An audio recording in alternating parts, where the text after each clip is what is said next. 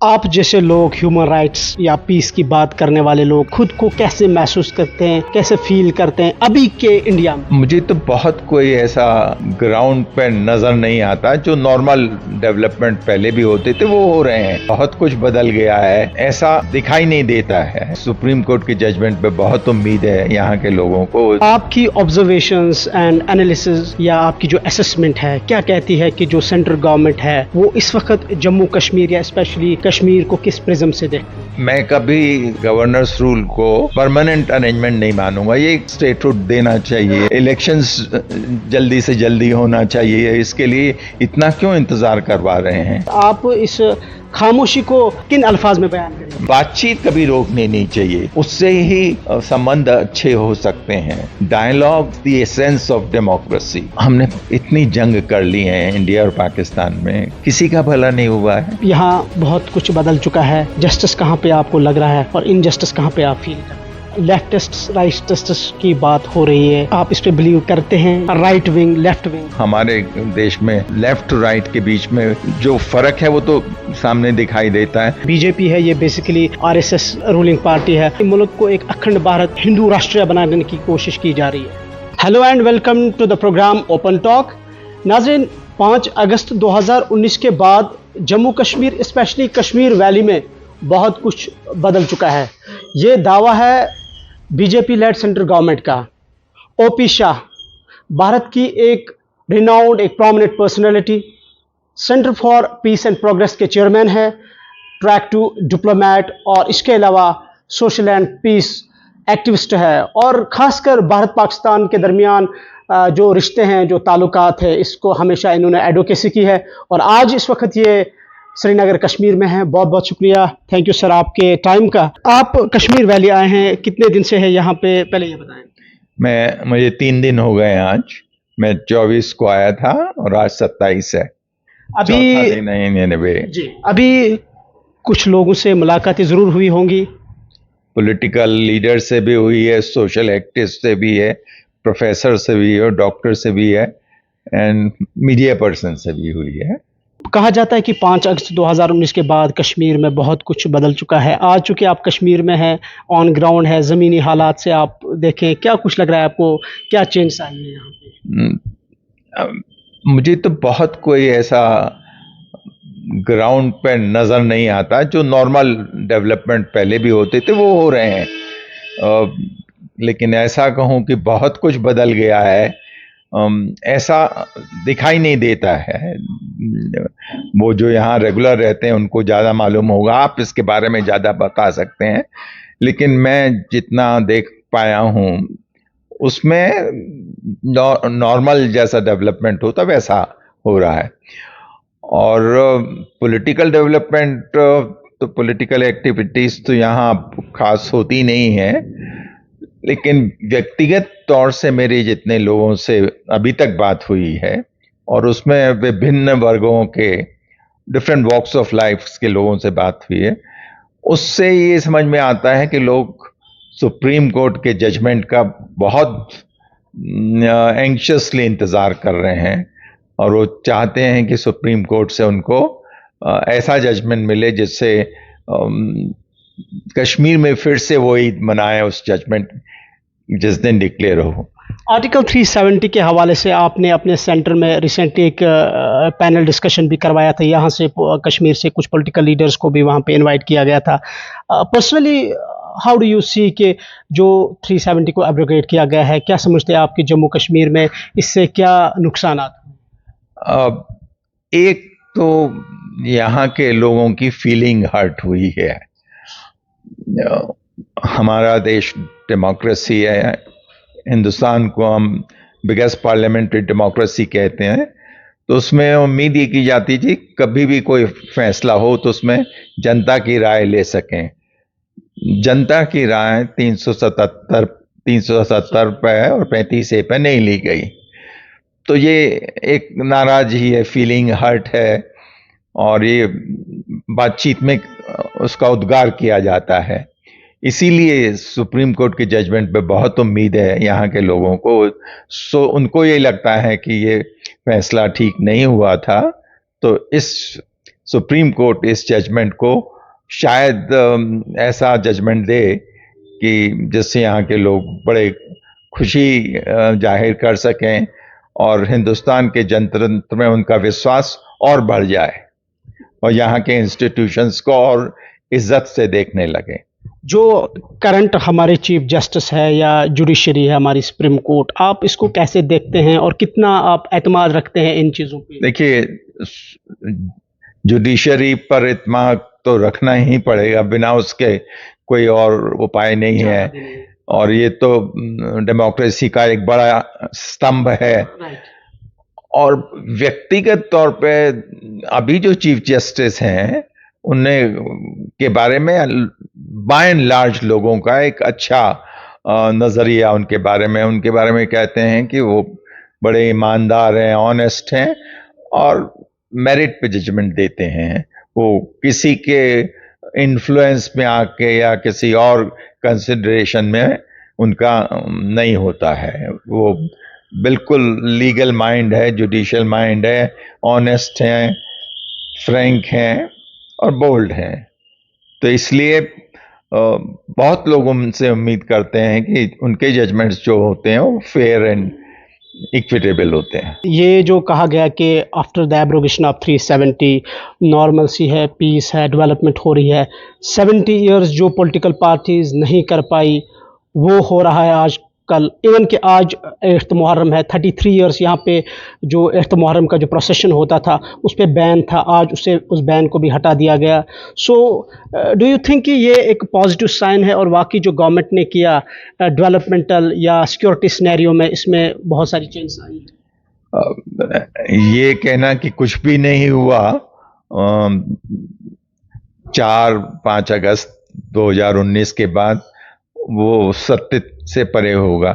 लेकिन ये भी कहना ठीक नहीं होगा कि 70 साल में कुछ नहीं हुआ, जो कुछ हुआ इन 3 सालों में हुआ है।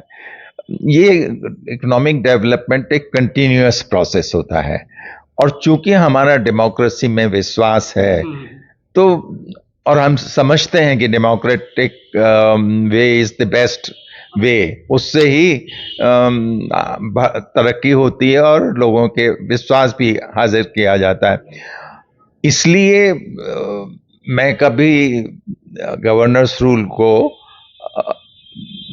परमानेंट अरेंजमेंट नहीं मानूंगा। ये एक्सेप्शन है कि भाई कोई परिस्थिति है कि सरकार, डेमोक्रेटिक सरकार नहीं चल पा रही है, सही मामले में तो सरकार लोगों द्वारा चुनी ही काम की होती है, उन्हीं को मैंडेट होता है और वो लोगों के बीच में होते हैं। उनको काम, अगर वो अच्छा काम नहीं करते हैं, ईमानदार नहीं है, तो लोग दूसरी सरकार को लाएंगे।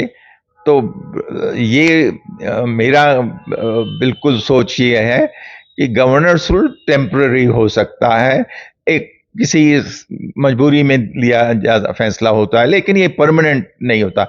अगर परमानेंट इसको मानने लगे कि गवर्नर्स रूल से ही बहुत अच्छा होता है तो हमारे हिंदुस्तान के जितने और स्टेट्स में उसमें फिर गवर्नर्स रूल ही होना चाहिए।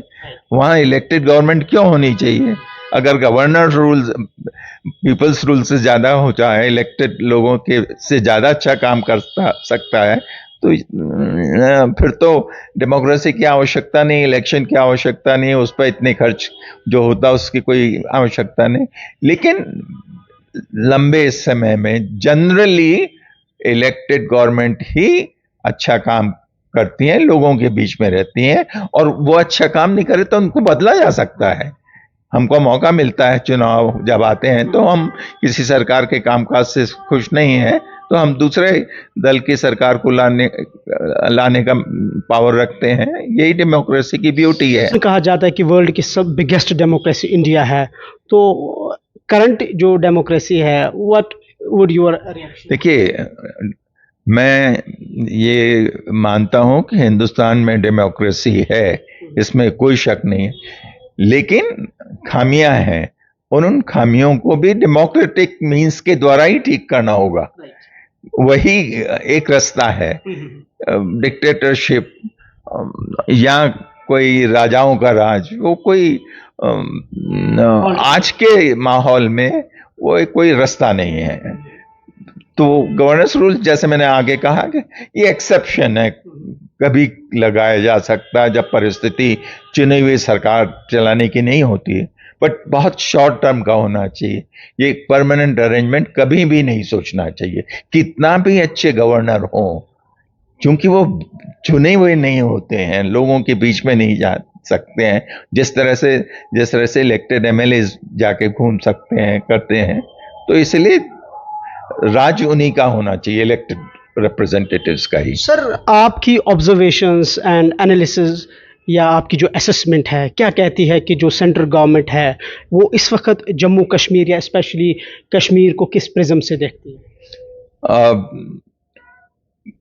प्राइम मिनिस्टर या होम मिनिस्टर के मन में क्या है वो तो वो जाने, लेकिन कई डिसीजंस जो उनके होते हैं, कहते वो यही है कि हम जम्मू एंड कश्मीर का विकास करेंगे।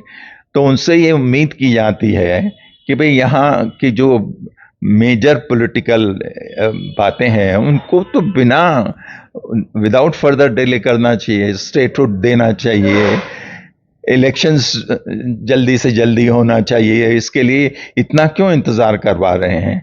और अब तो चूंकि ये सामने आ ही रहा है कि सुप्रीम कोर्ट के केस की सुनवाई हो रही है 2 अगस्त से, तो ये एक अच्छा सुप्रीम कोर्ट ने डिसीजन लिया कि उसके, और ये भी उन्होंने कहा है कि वो कंटिन्यूस सुन के इसका जजमेंट जल्दी से जल्दी देंगे। तो प्राइम मिनिस्टर को जल्दी से जल्दी यहाँ इलेक्शंस करवाने चाहिए विदाउट फर्दर डिले। असेंबली का चुनी हुई सरकार यहाँ आनी चाहिए, वो किसी भी पार्टी की हो।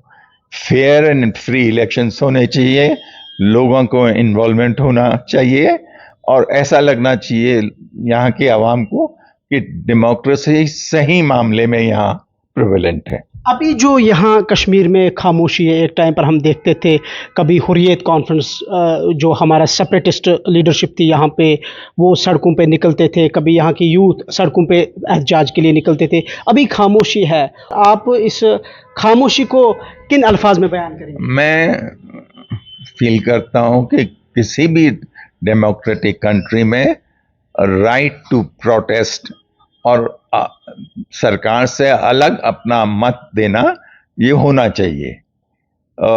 लोगों को ये अधिकार होना चाहिए कि वो अपनी बात कह सकें, डेमोन्स्ट्रेशन करके, जलसे करके, मीटिंग्स करके। और इसी को डेमोक्रेसी कहते हैं कि सरकार से अगर आपका मत अलग है, भिन्न है, आप समझते हैं कि सरकार जिस नीति का पालन कर रही है वो नीति ठीक नहीं है, लोगों के हित में नहीं है, तो ये काम है उनका, अपोजिशन पार्टीज का भी काम है, और जो सामाजिक संस्थाएं हैं, राजनीतिक पार्टियां हैं, या सिविल सोसाइटी में जो लोग एक्टिव हैं, एनजीओज हैं, उनको भाग लेना चाहिए। हमेशा यहाँ का जो इशू रहा है उसे हमेशा पॉलिटिकल इशू माना गया, इवन के यूनाइटेड नेशंस में भी रेजोल्यूशंस पास हुई हैं। लेकिन अब ये कहा जा रहा है, जो प्रेजेंट गवर्नमेंट है, ये कहा जा रहा है कि कश्मीर कोई पॉलिटिकल इशू नहीं है और ये पास्ट की बातें हैं, ख़त्म हो गई। आप कैसे इसको देखते हैं? वाकई आप मानते हैं कश्मीर एक पॉलिटिकल इशू है? और लॉन्ग टर्म में आप कश्मीर को कहाँ देखते हैं?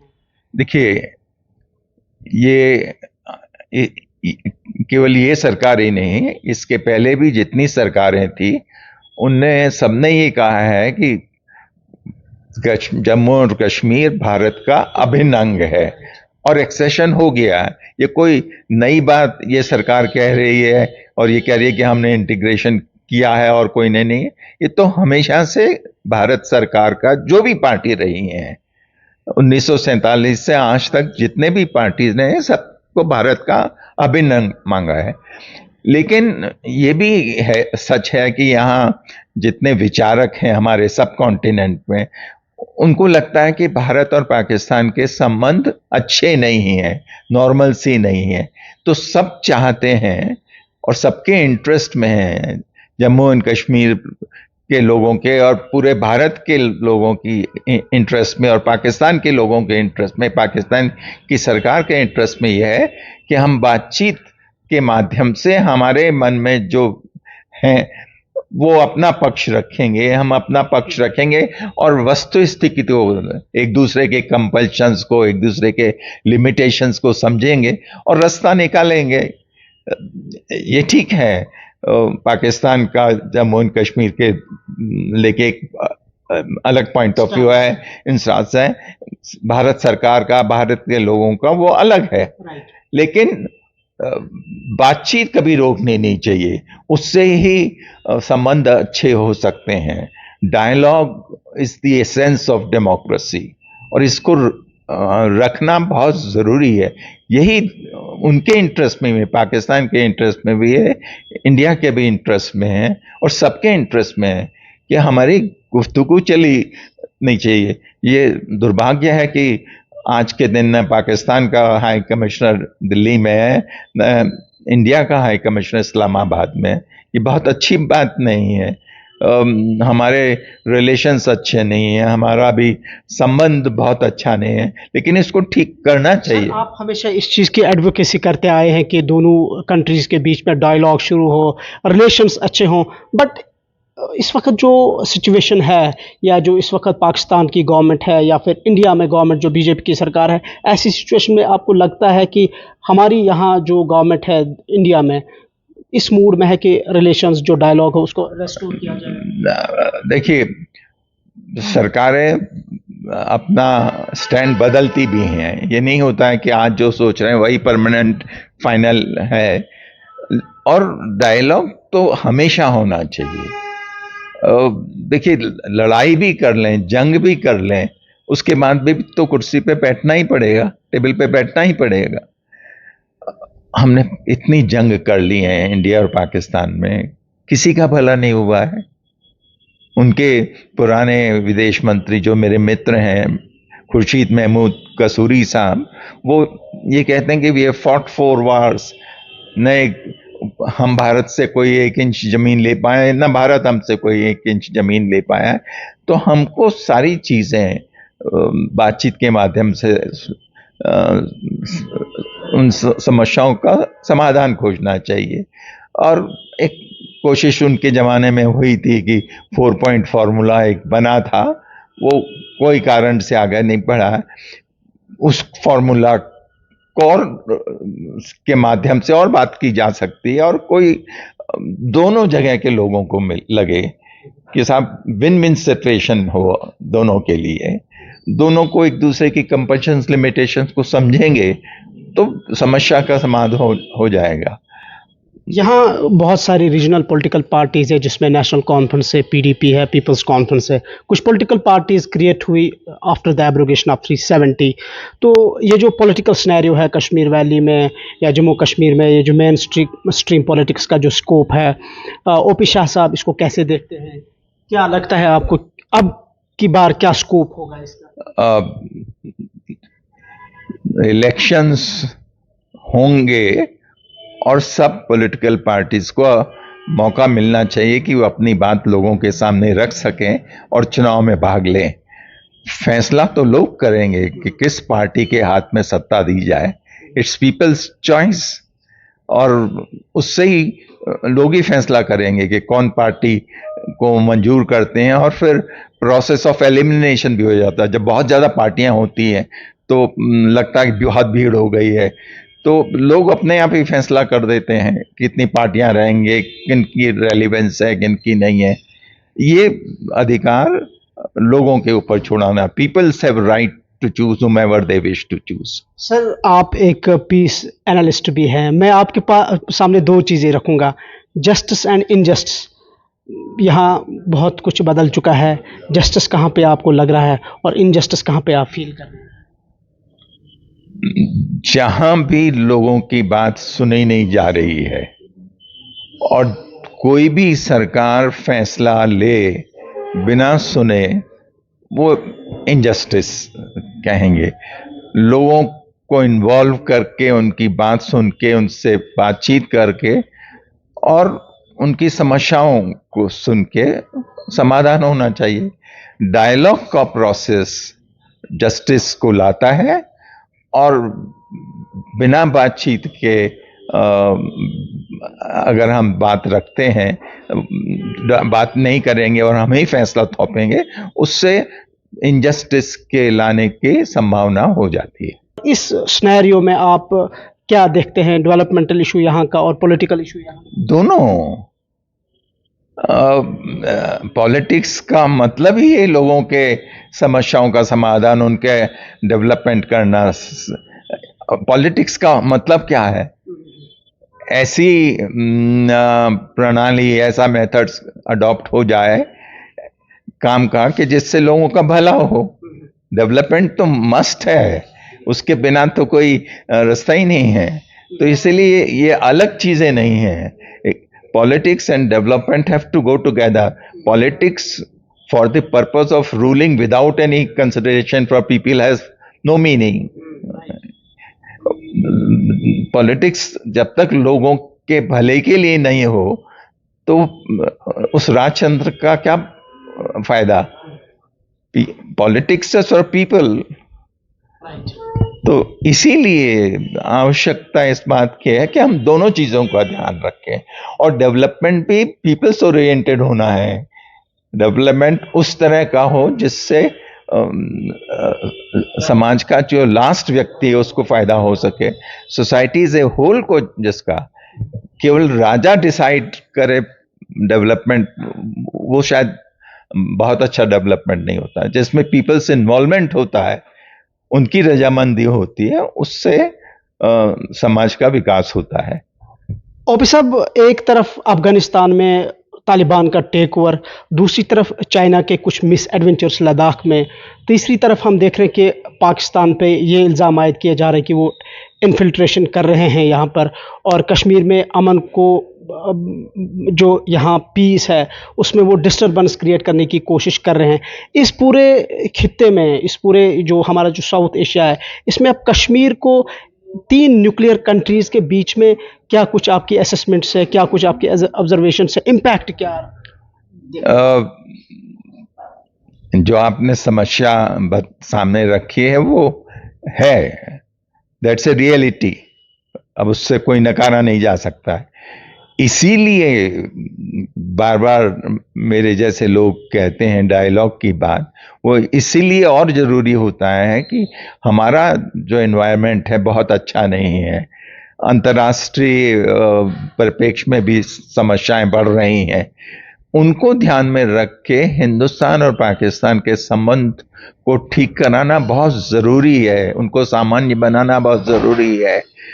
दोनों के संबंध अच्छे हों, व्यापार हो, लोगों का आना जाना हो, पीपल टू पीपल कांटेक्ट हो, और जितने ज़्यादा लोग आ सकें, जितने ज़्यादा चीज़ों में इंडिया और पाकिस्तान में कोऑपरेशन हो, वो दोनों के लिए अच्छा होगा। इसीलिए इसकी और आवश्यकता है। आपने जो इंटरनेशनल सीन बताया है उसमें तो इसकी और आवश्यकता है। उसके कारण और ज़रूरी कि अर्जेंटली दोनों सरकारों को, और जो एक्टिविस्ट हैं दोनों कंट्री में, वेल मीनिंग पीपल हैं, उनके भी जिम्मेदारी है कि उनको भी ऐसा माहौल बनाने में, माहौल क्रिएट करने में कोशिश करनी चाहिए कि सरकारें दोनों तरफ की एनकरेज हों डायलॉग करने में और समस्याओं के समाधान करने में। सर, आप जैसे लोग, ह्यूमन राइट्स या पीस की बात करने वाले लोग, खुद को कैसे महसूस करते हैं, कैसे फील करते हैं अभी के इंडिया में?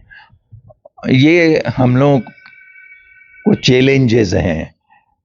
ये काम घर में बैठने का लिए जो भी अपने को एक्टिविस्ट कहता है, मानता है, ह्यूमन राइट्स में बिलीव करता है, उसको आवश्यकता है कि समस्याएं हैं, प्रॉब्लम्स हैं, चैलेंजेस हैं, इसीलिए उनको ज़्यादा काम करने की आवश्यकता। They need to work hard to create climate of trust and confidence. इसलिए उनकी जिम्मेदारी ज़्यादा बनती है। जो अपोजिशन का इंडिया अलायंस बना है, तो आप इसमें कहीं देखते हैं कि ऐसे चांसेस है, या राहुल गांधी ने जो भारत जोड़ो यात्रा की है, आने वाले जो इलेक्शन जो है 2024 का, उससे कोई इस पे असर पड़ सकता है या कुछ ऐसा जो पब्लिक ओपिनियन जो नज़र आ रहा है, उससे तो ये लगता है कि भारत जोड़ो यात्रा का एक बहुत प्रभाव हुआ है। लेकिन भारत जोड़ो यात्रा जिन लोगों ने करी है वो भी कहते हैं ये चुनाव जीतो यात्रा नहीं थी, राइट। उनका मकसद और था, लेकिन चूंकि इसमें कांग्रेस पार्टी का बड़ा हाथ था इस यात्रा को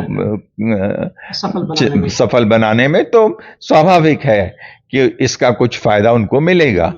और जैसे अभी 1-2 मिनट पहले मैंने कहा था कि साहब, change in democracy is desirable, ये जरूरी भी है। तो इसलिए 2024 में सत्ता परिवर्तन हो सकता है। यही डेमोक्रेसी की खूबी है कि कोई भी परमानेंटली राज नहीं करता है। मैंने आपका ट्वीट भी देखा था मणिपुर पे, कह रहे हैं कि मोदी उस पे खामोश है, लेकिन बीजेपी कहते हैं पूरी हमारी नजरें उस पे, जो कुछ क्रिएट किया जा रहा है, नैरेटिव बनाया जा रहा है, ऐसा कुछ नहीं। ये प्राइम मिनिस्टर मोदी ने जितना समय लिया चुप्पी साधने में, उससे इम्प्रेशन, जनरल इम्प्रेशन, उनके मन में क्या था तो वो जाने, ये रहा कि प्राइम मिनिस्टर इतनी बड़ी समस्या के ऊपर उतना सतर्क नहीं रहे, उतने अपने बात कमेंट्स नहीं करे जो वो नॉर्मली करते हैं। उनको तो कहा जाता है ना कि बड़े इफेक्टिव कम्युनिकेटर हैं, और मणिपुर की समस्या बहुत इस देश के सभी वेल मीनिंग पर्सन्स को मुश्किल में डाल रही है। समस्या बहुत गंभीर है और इसको टैकल करना और बहुत शांति से टैकल करना बहुत जरूरी है। Government of the day needs to take urgent steps. अभी तक समस्या कंट्रोल में नहीं आई है। उसमें किसका दोष है किसका नहीं है इसकी समीक्षा बाद में हो जाएगी, लेकिन अभी जो जरूरी है कि सब लोगों को इन्वॉल्व करके समस्या का समाधान जरूरी है। सब लोगों को इन्वॉल्व, मैं एम्फेसाइज कर रहा हूं, किसी एक पार्टी से, एक व्यक्ति से नहीं हो पाएगा, सबको टेबल पे बैठाने की कोशिश होनी चाहिए। ऑब्वियसली वो इनिशिएटिव सरकार जो रूलिंग पार्टी है उसी को लेनी पड़ती है, लेकिन और पार्टियों का सहयोग भी उनको सीख करना चाहिए और पार्टियों को सहयोग भी देना चाहिए।